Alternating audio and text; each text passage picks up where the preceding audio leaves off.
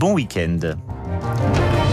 Il est 8h31, le tour des kiosques avec Pierre Pillet. Pierre Pillet, bonjour. Bonjour à tous. Alors les journaux à la une se penchent évidemment sur la rencontre entre Donald Trump et Vladimir Poutine avec la guerre en Ukraine en toile de fond. C'est notamment le cas du Monde. Une relation toxique et opaque, titre Le Quotidien, qui s'intéresse à ces liens à la fois anciens et distanciels entre les deux dirigeants.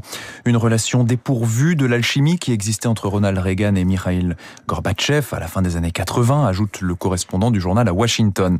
Le lien du président américain avec la Russie est donc ancien et nous ramène à la fin de l'ère soviétique. Un projet de Trump Tower à Moscou, de grands hôtels de luxe face au Kremlin, c'est à la fin des années 80.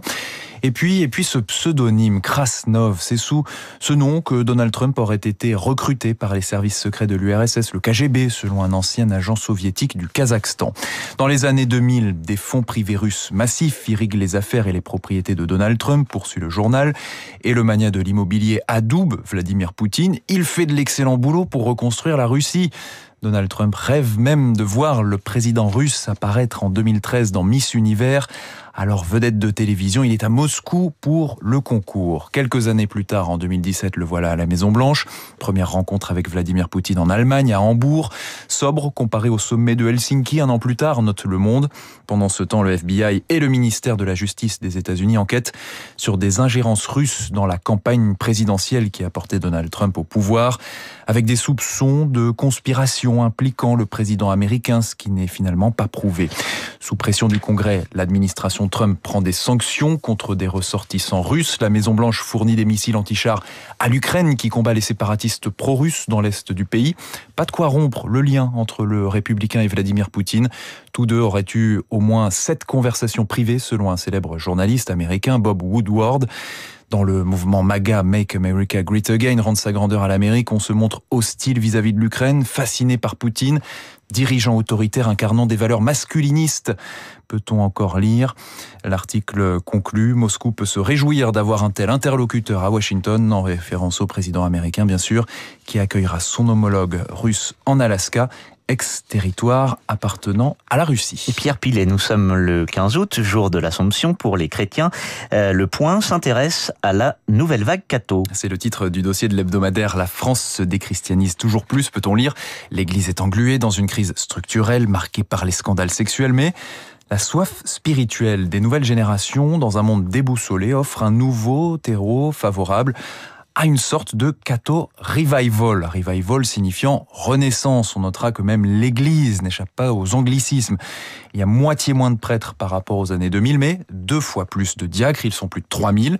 Le nombre de baptêmes est en chute chez les enfants, mais en forte hausse chez les adolescents et les adultes.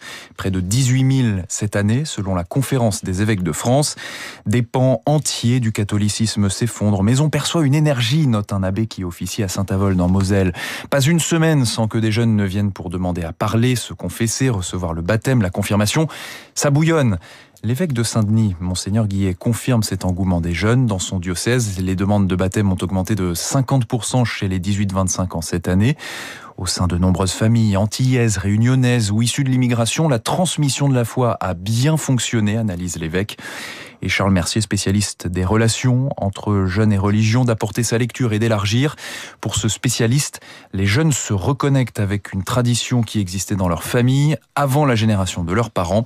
Reste à bien traduire au repas du dimanche ce qu'est le catho revival. 8h35 sur Radio Classique. Pierre, vous nous emmenez maintenant à Deauville, où le Gotha mondial des courses hippiques se réunit ce week-end. Oui, les Échos nous parlent des ventes aux enchères organisées par le groupe Arcana. 300 poulains de moins de 2 ans, qu'on appelle les yearlings.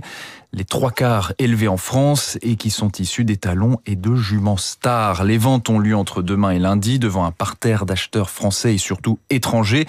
Alors j'ai envie de vous faire sourire en citant quelques-uns de ces prodiges qui sont devenus célèbres après avoir été vendus à Deauville. Look de Vega, Flora of Bermuda ou encore Godspeed. Là non plus, on n'échappe pas aux anglicismes.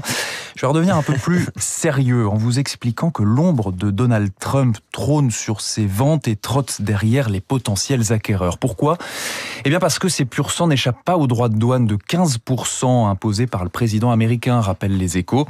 Alors les organisateurs chouchoutent la clientèle. Nous avons affrété un avion pour faire venir des Américains, logés dans de beaux hôtels. Ils assistent à des matchs de polo, explique le président du directoire d'Arcana.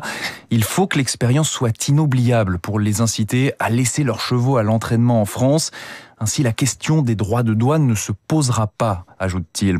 Qu'il sera sûr tout de même, ces acheteurs, s'ils lisent les Échos ce matin au petit déjeuner, c'est bien 15% et non 300% de taxes douanières. C'est une belle pirouette, Pierre, à l'écoute de votre revue de presse. Une certitude aussi, Amélie Nothomb ne va pas devenir directrice de l'Office de tourisme de Vierzon. Pour aller à Vierzon, il faut s'arrêter à la gare de Vierzon. C'est au-dessus de mes forces. C'est ce que raconte l'auteur belge dans Le Figaro cette semaine. Alors, un peu de contexte tout de même. Le quotidien a proposé, je cite, à des écrivains de se confronter à une destination à l'opposé de leur géographie du voyage idéal.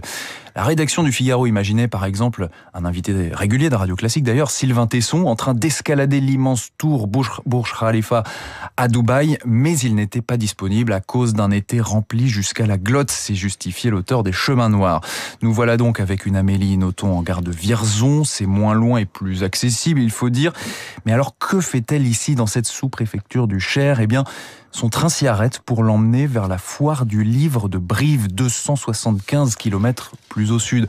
En tout, je me suis arrêté 66 fois en gare de Vierzon. Elle n'y est jamais descendue et donc a l'honnêteté de reconnaître qu'elle connaît peu la station. Mais quand le train s'arrête, elle dit ressentir un néant insoutenable. C'est un lieu sinistre. S'il existait une échelle du lugubre, la gare de Vierzon en marquerait le degré le plus convulsif. Et dans le sens du retour, cette situation lui est encore plus insupportable, avec un arrêt à 22h30, allant jusqu'à parler de ténèbres. Sans doute vaudrait-il mieux qu'il n'y ait aucun éclairage dans cette gare, dit-elle. Je ne sais pas qui l'a construite, il y a peut-être quelque énigme douloureuse derrière l'allure ténébrante, mais ténébrante comme qualificatif. Cela la rend paradoxalement attirante, ajoute Amélie Nothomb, qui demande aux habitants de l'excuser. Des gens délicieux, j'en suis sûr, écrit-elle encore, sans jamais préciser dans cette page si elle a ressenti de la stupeur ou des tremblements. Et elle a voulu voir Vierzon et elle a vu Vierzon. C'était la revue de presse de Pierre Pillet.